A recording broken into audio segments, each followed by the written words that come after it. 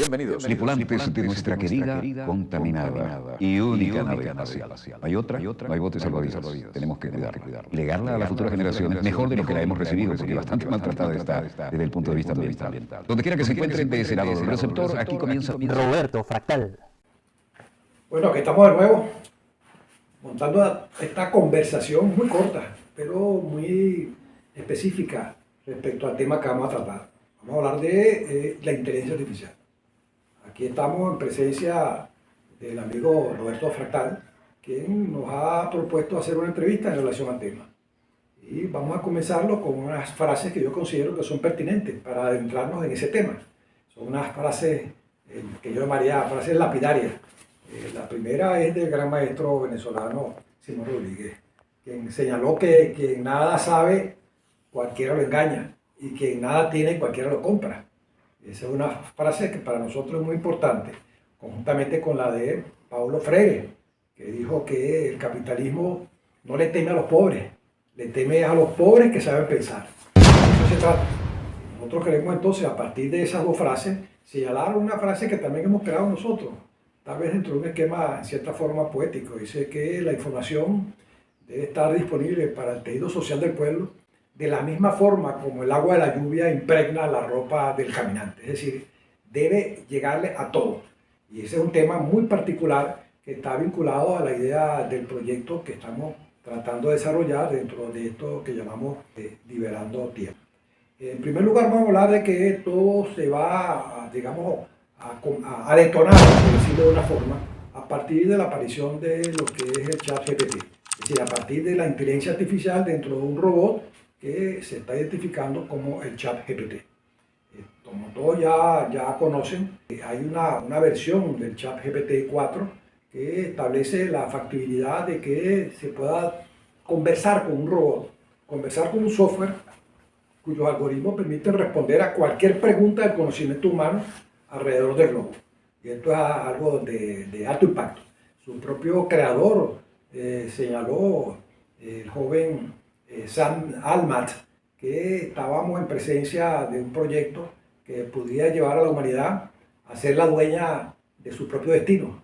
Es decir, en lugar de tener una humanidad dominada por los factores de poder, donde nosotros siempre utilizamos la palabra estado profundo, sería una humanidad cuyo destino sea regido por justamente la propia humanidad.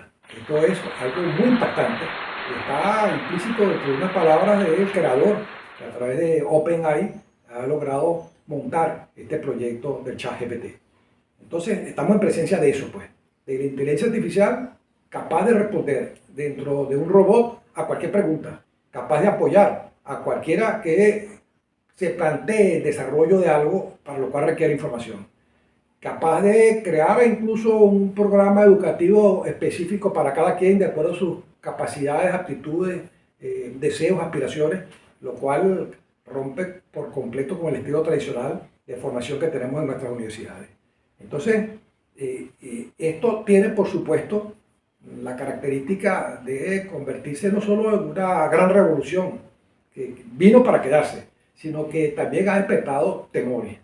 Así conforme tiene elementos que la ubican dentro del contexto de ser una suerte de ruta para el empoderamiento del pueblo, de la gente, de la humanidad, también tiene quienes se quejan respecto a lo que la humanidad puede ser, puede hacer cuando comienza a tener su propio esquema de formación, y no la que hasta ahora ha privado, que es la de ser formado por unos formadores cuyo objetivo es mantener a la población medio idiotizada, yo diría, con programas y con formas que a través de los medios no hacen otra cosa que poner el conocimiento en sus peores condiciones, que no sea un conocimiento para la reflexión, desarrollado por el ser a través de la ayuda de un tutor.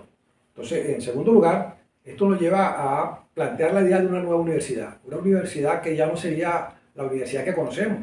En el caso nuestro, en Venezuela tenemos 300 años de vida universitaria con la Universidad Central de Venezuela, y en 300 años todavía no hemos logrado establecer un mecanismo de despegue en el plano económico, en el plano de desarrollo, porque hemos estado pues vinculados a un conocimiento heredado de las universidades europeas, la Universidad Napoleónica, la Universidad Salamanquina, y esto nos ha llevado a tratar de creer que con la forma en la cual copiamos el procedimiento de llevar el conocimiento a la gente es la forma para alcanzar el desarrollo. Y no es así, porque el subdesarrollo no es la etapa anterior al desarrollo, sino es simplemente la consecuencia del desarrollo, de quienes llegaron primero y armaron una estructura en lo económico, en lo financiero, en lo social, que ha logrado doblegar a aquellos países que aún teniendo recursos no logran despegar.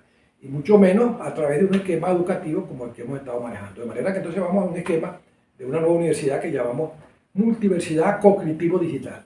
La palabra cognitivo es porque una universidad que se orienta a establecer una educación para cada quien, una especie de universidad que responda a los deseos y aspiraciones del estudiante, del participante, en condiciones que se basen en su condición biopsicosocial, es decir, su talento, sus capacidades y todo lo que significa la necesidad de tener una suerte de pista para el despegue, inclusive con conocimientos de carácter innato, con conocimientos que hoy en día están aflorando en el campo de la psicología, como es la epigenética, que establece que es posible que el gen de cada quien pueda modificarse a través de su contacto o de su interacción con el contexto.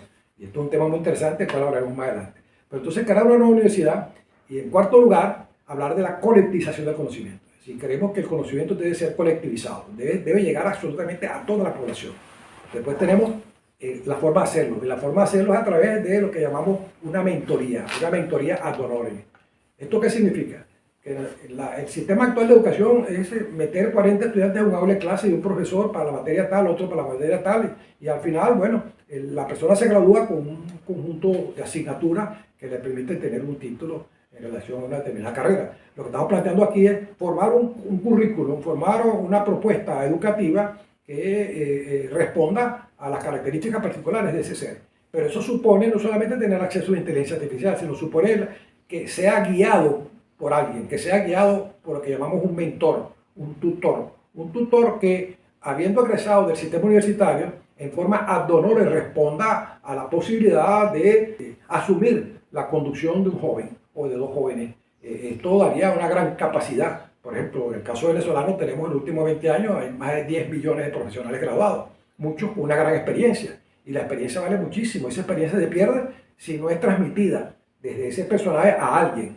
Entonces el planteamiento de solicitar su ayuda ad honorem en un venezolano, en un joven que no tenga posibilidades de avanzar en los esquemas tradicionales, sería de alto impacto.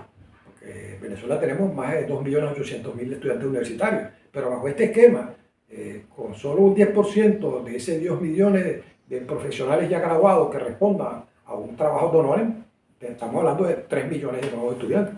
Y de nuevos estudiantes dentro de un esquema de formación altamente actualizado, porque es la información que proviene de lo que en el mundo está ocurriendo en base a la información que está transmitiendo a través de inteligencia artificial.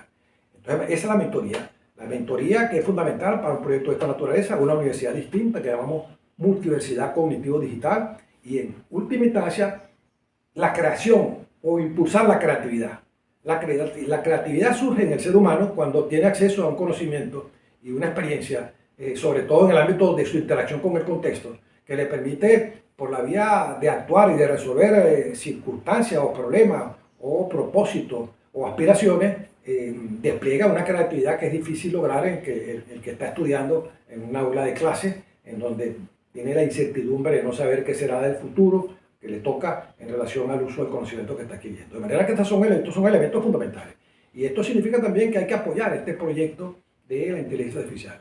Hay quienes dudan, y hay quienes temen, por razones del efecto paradigma, que es la tendencia de ser a no aceptar nuevos conocimientos distintos o conocimientos que él maneja. Entonces, eso es un efecto paradigma que lo haría rechazar una propuesta como el uso de la inteligencia artificial en materia del desarrollo del conocimiento humano. Pero hay también quienes son dolientes, y son dolientes por otra razón, y es porque son dueños en el mundo de la capacidad de manejar una información que mantiene idiotizada a la gente. Y yo utilizo esta palabra de forma exprofesa, porque hoy en día los medios de comunicación, en su gran mayoría, manejan mucha información basura, mucha información que lo que hace es incidir negativamente sobre el participante, sobre el interlocutor, sobre el que está en ese momento recibiendo el video o la información. Pero además porque eso tiene un contenido, y el contenido es que Ustedes han oído hablar de lo que se llama el Estado profundo. El Estado profundo domina el destino de la humanidad, por múltiples razones, entre ellas el dominio de la economía, el dominio del sistema financiero del planeta, etc. Y con toda seguridad no les conviene mucho tener un pueblo pensante. Un pueblo pensante es un pueblo que asume posiciones fundamentales para el despegue de la humanidad. Y eso es lo que pretendemos nosotros con esta propuesta de la multiversidad cognitivo-digital. Avanzar en un nuevo paradigma educativo. Y hablaremos más adelante de estos temas que son tan interesantes con mayor detenimiento. Así que hasta una próxima oportunidad. No se olviden en suscribirse y difundir estas ideas.